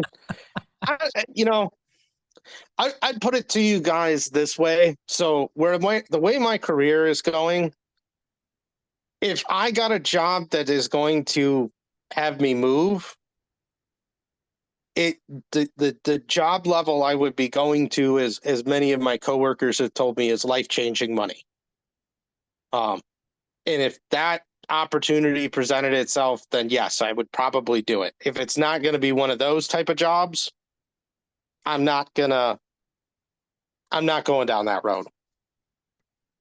So either way, it's a win-win by the sounds of it. Yeah, because if I got the life-changing money type of executive job that probably wouldn't happen for a very long time, but that I would be like, yeah, sure, you can pay to move this. So, okay. But I'm Sure. not there yet. I'm only If a you get flight that- away. You get that kind of money, it's now your aquarium house. Yeah, I think Some I would people have probably- a summer home. Alex has an aquarium home. How many mermaids are you planning on putting in there, Alex? Well, There's one in I- one of his videos, I pirouetting put one through in the there, water. and it didn't look that great. So No, it didn't. It looked more manatee than mermaid. a little less mermaid, a little more manatee. I like that. Thank you, Jim. I'm an endangered species, okay? There's only No one of me. fra. So, I think they're kind of like the structure and stuff that kind of covers it. You know, you can see all the cross braces here. I actually did design when I built this. Even though I thought I'd have more than enough cross braces in here, I actually prepped everything to have double the cross bracing, so that if I would have had a problem during test fill, I could have added more cross braces. So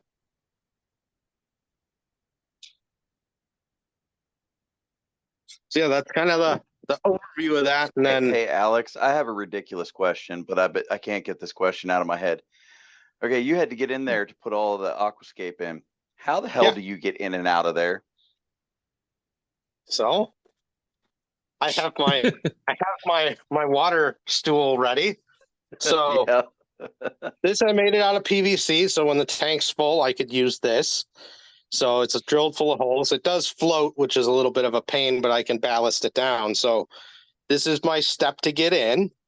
And then I got this door open. The only thing I got to watch is these, which I just put a little bit of pipe insulation on it so I don't stick myself in the back of the head or the back with an edge. And I can throw my leg over and get in and get on the step. And I made, it's over here. Just for the record, we call a water stool here diarrhea. Fucking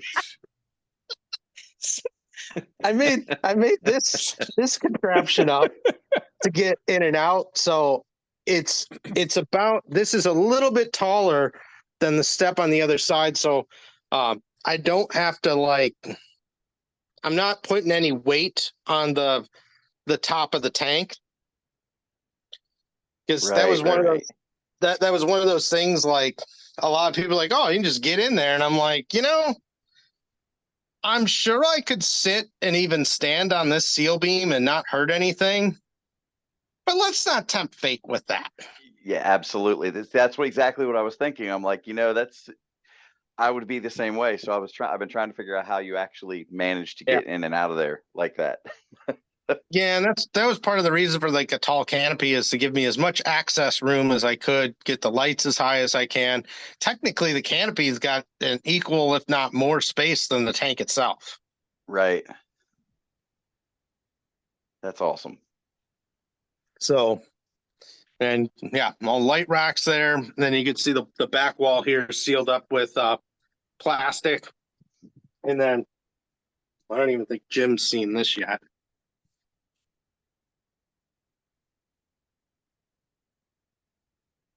So I took some inspiration from somebody, and behind the tank here, I strung up some LEDs. So if I want to backlight the tank, I've got a little bit of light back here. That's cool. That's cool. So yeah, it's something a little different. I like it. I dig the backlighting. Because I was like, I don't know what to do back there, and then I was like, you know what, I could do that. So I put a sheet of plastic back there, and then put some LEDs up, and I could still see back there if I got to inspect things, and then so, and then so if you guys don't know this tank's divided. So this 12-foot by 6-foot area here is for the non-reef safe fish. So puffers, triggers, angels, non-coral obligate butterflies, damsels, pseudochromis, tangs. I mean, put everything in here, but mainly it's for the non-reef safe stuff that'll pick at corals or inverts. So the way I did this, you could see I have a double egg crate divider back there, and I made rock columns in a similar style to what Joe Iula did in the Long Island, New York aquarium. So you could see the divider here, but like if I go into my office area and look, you just see a rock wall for the most part. And I did the same thing on the reef tank side, just a little more dramatic with the rocks. So have you covered the top of that, or are you planning on covering the top of that to stop things from leaping over? Yeah, it's going to get egg crate all the way to the top. I just haven't put it in yet. Yeah, that'll go all the way to the top. That way, yeah, we don't want any free willy moments with fish over here. Absolutely. Because I can tell you right now, even my old tank, I had screen tops on it, and I used to get periodic jumpers while I was working in the tank. So with this, for the most part here, if somebody jumps, they should be able to flop back okay. If I have any problems with that, though, I think I'm going to use like some foam or something to make like a deflector so that, yeah, if they jump in, they just bounce right off. So yeah, that was kind of the idea there. But yeah, the rock wall is something cool. I've never done anything like it before, and it'll be a good habitat for stuff. And then yeah, I got the big shelf area here. So this is all chock full of big caves. I want to do something different on the bottom. So I used all my cuttings from slabbing rocks and used all that rubble I had, or stuff that just came in the pallet that was rubble, and put it down here. Because I didn't want to just do full bare bottom. So it should be an interesting look here, but I did that all the way around, except for in the center here. I made a sand pit so that the wrasses and fish that like to forage in the sand have an area too. And then a giant Swiss cheese cave that's chock full of stuff. More rubble back here. And then, even though my office area looks like shit right now, I've got this dual view, so I've got half fish only, half reef tank. I love how you think that is looking like shit.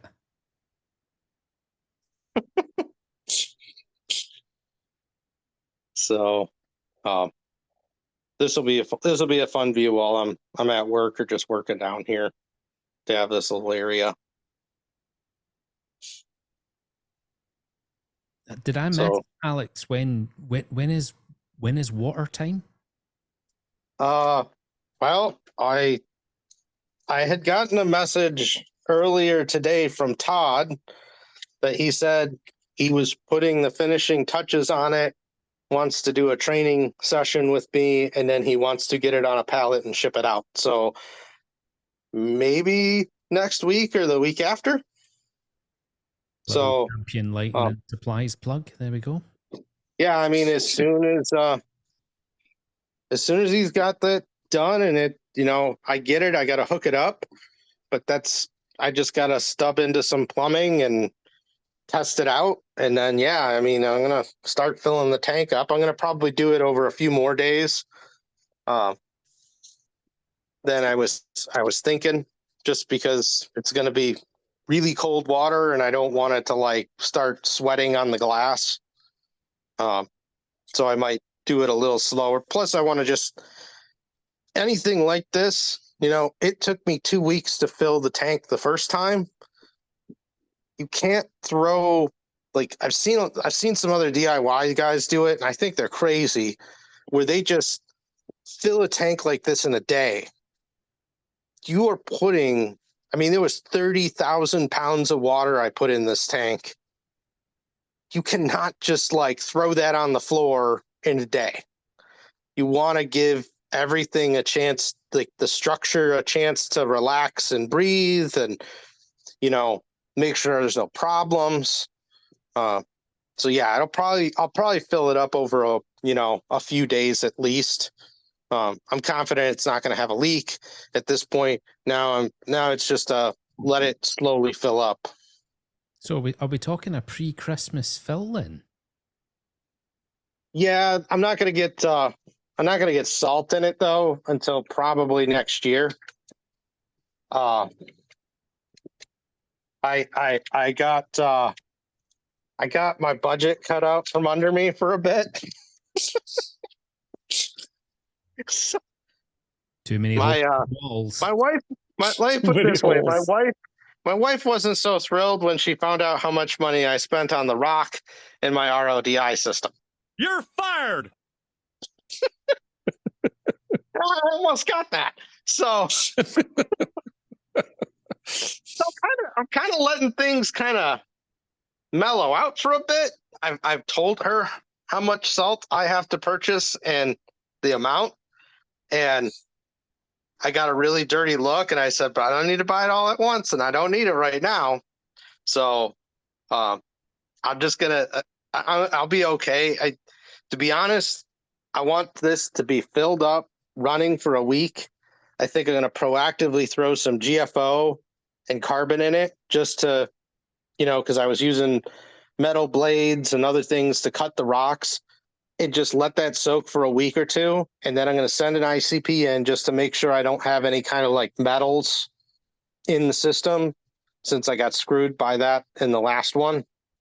And then I'll go ahead, and if everything's clean, then I'll put the salt in. So, You don't want to throw away 4,000 gallons of salt. no, that would make me cry. Even so, Salty tears, surely. The reef tank. So the aquascape in here. This is what I was originally going to do in the fish only area too. Is I took rocks and I slabbed them basically like stacks. And because this is going to be the high flow, high light area, I knew that if I put sand here, it's just going to get blown around. So I was like, can I do something different? So then I said, you know what? I'll do rock slabs, and these won't move in the current, or shouldn't really. And it'd just be something different than a bare bottom. So I'm going to probably toss a little sand between them and see what it does. But originally I had them in here too, and then I just didn't have enough. And I was like, I'm not buying more rock now because I'll get killed. So I was like, to be honest, I was also debating too, if I got big triggers or like even my big Spanish hog right now, could probably flip these big ones over and I know they're going to do that in here. So then I was like, you know what? The rubble will be nice for those big RASs, puffers, and triggers, because this will be something that they can kind of entertain themselves with all day. And as pods and stuff get in there, they'll be able to feed on them. So I might add a little bit more rubble or sand into this, but same kind of principle. I had enough to do it in the reef. So I was like, let me move them all in. So I put all the slabs in. The center is all Tonga branch and Pukani I've had. I don't know if you guys, there's a guy out there called Unorthodox Reef that did this with a piece of Pukani, and I was like, I'm doing this too. So I got this Pukani island, and then big Marco shelf area back there. And then I start transitioning out of the slabs and go to sand from here on out. So couple big Marco boulders, big canyon back there. And I got some Tonga shelf I've had forever, more big caves, and then all sand from here on out, and then some more islands. And then finally back here, probably going to be a few rock islands in here too. They got this giant cave system, which this thing's like 5 feet by 3 feet. And there's some big boulders holding up the back. But if I get to the point, I might keep some rays or maybe like epaulet sharks. And I wanted to make sure I had a big enough area for them. So, do you have the tank planned in terms of species of corals and what goes where yet? So, high flow, high light. The further we go this way, the flow and lighting will start to lower to where this will be the low flow, low light area for like a lot of the like hammers, bubbles, elegance, you know, a lot of the Euphilia just don't need to be beat to crap. So that's the plan right now.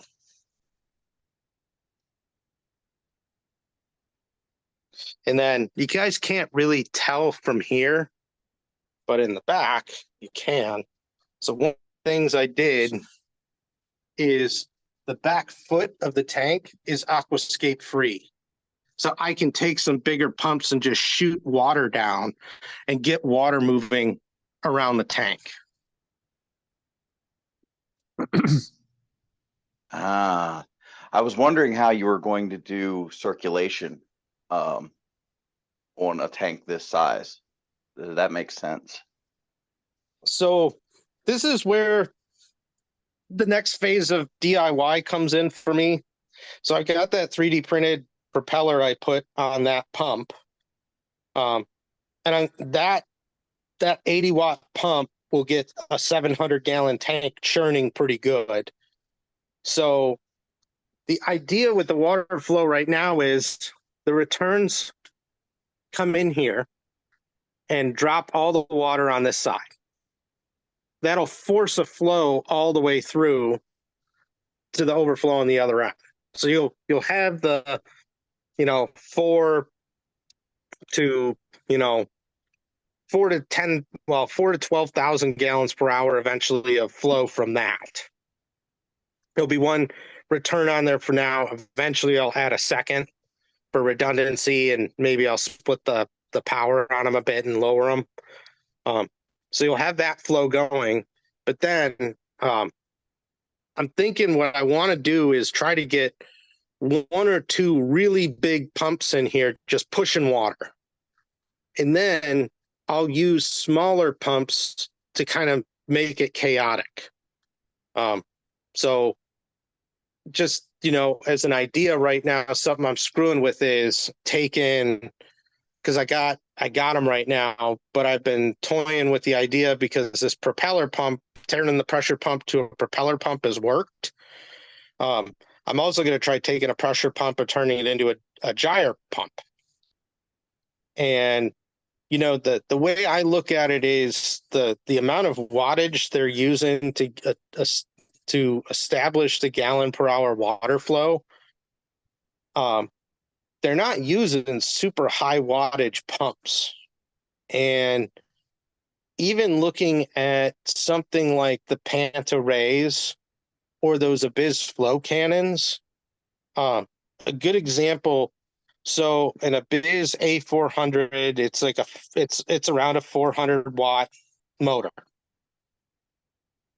The Abyss flow cannon that operates with the same 400 watt motor block, when you compare the flow between them, the pressure pump pushes about 6,000 gallons per hour in boost mode. The flow cannon with the same motor block in it pushes 40,000 gallons per hour of water flow. So what I'm going to look to do is take some of those pressure pumps, convert them to propellers, and see just how much flow I can get out of them. And a couple pumps I have on hand that I really want to experiment with once the tank is full is I've got 2 reflow hammerheads. I'm going to see if I can convert a reflow hammerhead into a propeller pump and a gyre pump. That's awesome. So it'll be like an inboard, outboard motor. Yeah. So I'm gonna toy with those things. The other thing too, I saw that Panta Ray came out with it where they made a cluster of 3 ECM 63s and put them together in like a trio. And Reef Builders had an article about it a while ago. It almost pushed as much water as a ECM 75 for about half the wattage. So that's something else I might consider too, is try clustering some small pumps together just to make a bigger, massive flow. I like the idea of messing with stuff like this and not just accepting what's out there. Well, I just, it's the amount of money per gallon of flow for a flow pump is just insane. It's the same thing when I made my my DIY needle wheel pumps for my protein skimmer. With that, I ended up it was like Bubble King 300s or Bubble Blaster pumps. Everybody used Bubble Blaster pumps. And I was like, it's a $300 pump. And it really didn't have that impressive of a flow rating on it. And I was like, I can get a Jabo 15,000 for, I can get 2 of them for the same cost of one of those Bubble Blasters, make my own needle wheels. And that's what I ended up doing. So that's kind of the same thing I'm thinking here is I'll try modifying some pumps, and then, hey, maybe I'll get lucky and Panta Ray or Abyss will see what I'm doing, and they'll politely come to me one day and say, hey, that's really cool stuff you're doing, Alex. How about we give you these pumps and you take all that stuff off and never talk about it anymore? Okay, Alex, I have to ask, have you now been drinking? No. Not yet. Alex just sat down and just started shooting up. Oh, hey, somebody could hope, right? that would be a nice way to go. Yeah, we like your 3D printed stuff. It's really cool, but could you stop doing that? Positive things happen to positive thinkers, Alex. Well, and the thing is, so lighting in here, I've got 4 Gen 4 Radeons that I picked up used from a buddy I'm going to put over the tank to start. And I'm thinking I'm going to probably try some Quanta bars. And then with lighting, I'm just going to, as I start getting the tank, I'll just start adding light where I need it. Because I don't see a point to spending ridiculous amounts of money that I really don't have for lighting. And then just be like, oh, I got all the lights on and there's nothing there because there's no corals.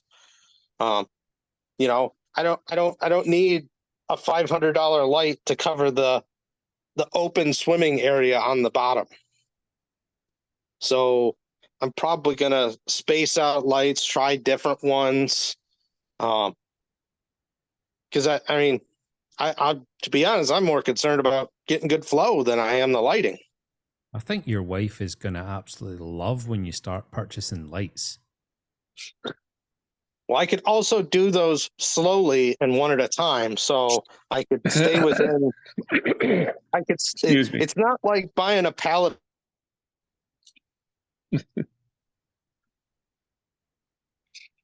Oh, Alex has disappeared. His wife heard him.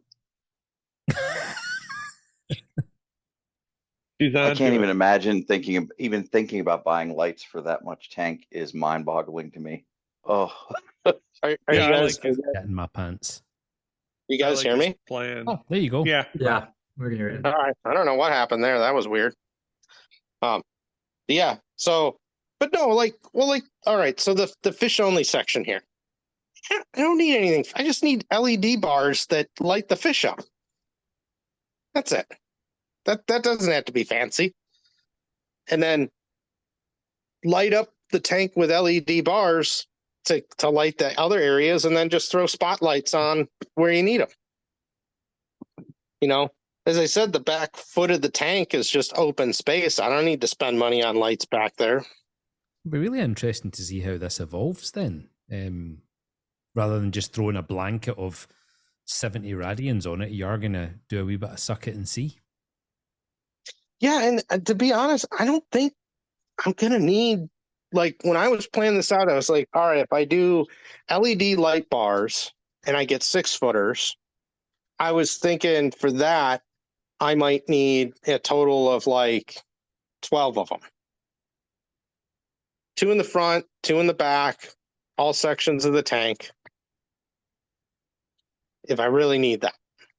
And then those could just be like, you know, maybe do one is like a 50-50 day in blue and the other one's is blues. And then, like I said, just put in spotlights where I need it, if I need them, you know. For all I know, on like the back there where I'm doing euphyllias and soft corals, you know, it might just be like, oh, just put a couple extra light strips in there and that's all you need. You know, I just don't think it doesn't have to be that complicated, is the way I look at it.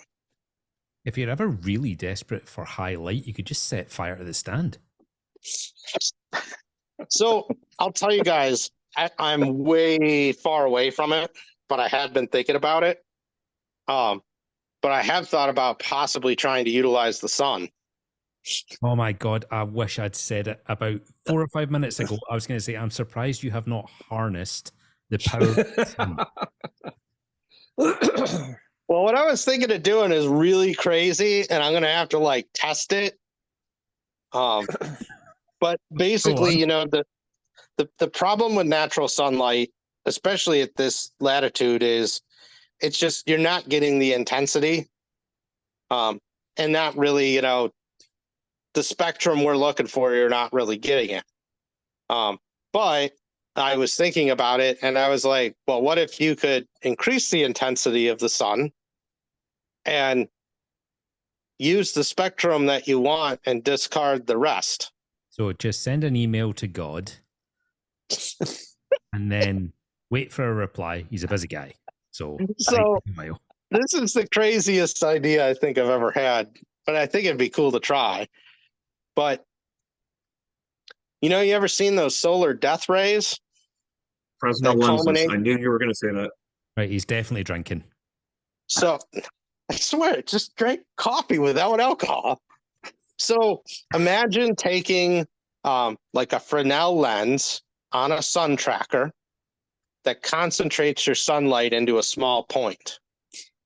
And then you take that light and you shoot it through a prism and you split the light waves out so that you have all the colors of the rainbow. Then you come up with a means to basically block some of them off and keep the ones you want and shoot those down a sun tube and, use the rest of that energy to like heat water or something or charge some batteries. Or just get some LED lights. But what fun is that? Isn't that what the Egyptians did to light their tunnels? I know there are some areas of the world where they use elaborate mirror systems to do it, to light their buildings up. But I mean, I don't know. Like I said, the way I was thinking is, yeah, take a prism. You don't want the red wavelengths and the yellows and some of the green. I'll put a divider in there and just split it away. And then shoot the rest of it through sun tubes. Crazy old cracker. And then if you put enough Fresnel lenses together to make an array, the intensity of the light, because you're going to have a lot of loss, you could just keep upping the intensity on it until you get the par that you want. Alrighty.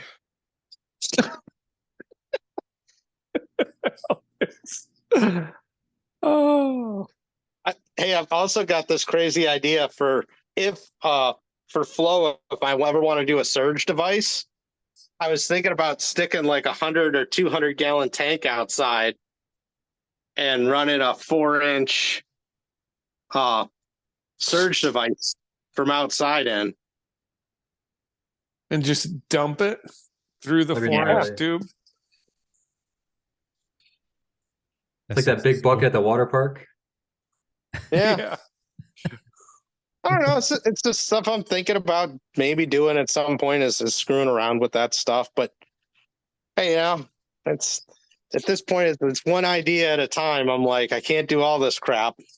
Well, if you guys remember the fish room tour we had months ago, it seems Alex's mind gets bored quickly and he has to engineer extremely complicated, crazy shit to Yeah, blow you could fill everybody's your mind. tank. You could fill your tank way cheaper if you harness the power of the tides, Alex.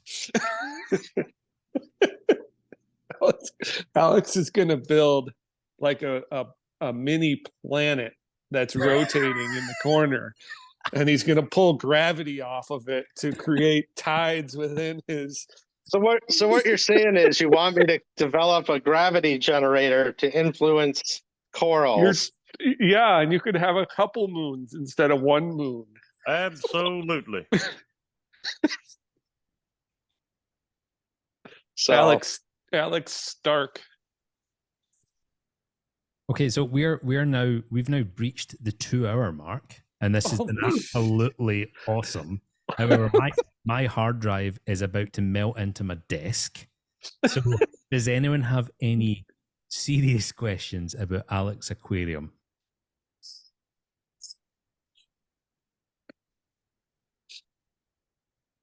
Thanks for sharing, Alex. You're welcome. Hey, Alex, I have a small request. As things progress, can you post us some updates to Reefy As Fuck, please? Because I'll start getting some in there. I'm not really privy to the updates anymore, and I kind of miss them. So that would be, I'll if you could start post throwing some in too, there. that would be fantastic. I would appreciate that so much. I think we would all really appreciate that, Alex. I've actually really enjoyed. I feel like I'm starting to get to know you a wee bit now. So this has been absolutely amazing. Oh, glad you guys liked it. A lot more to happen. I'm this week gonna try and make my aquascaping video and then talk about the exterior finishing if I can. So Definitely looking forward to the YouTube videos also. oh yeah, now I've been practicing them, so I got probably about an hour and a half of video to film. Alex, when you do your videos, can you not just make them boring and stand in one spot and make us wait 3 months to have you I'm stand in one I'm gonna walk around a bit now. I don't want to Didn't upset. You Yeah. got blasted by some douche. What in the hell? I don't even, Was that you, Dave? Were you the one who blasted him?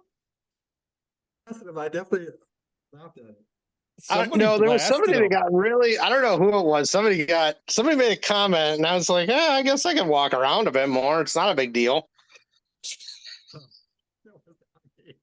Trust me, that's the least. Yeah, like, right. I've gotten some other ones where I've had to put some word filters on YouTube so they can't say, if they say certain words to me in the comments, they automatically go away and I never see them. So, Hey, if you've got something to say it. Question: are you gonna play some like nice, relaxing music down there?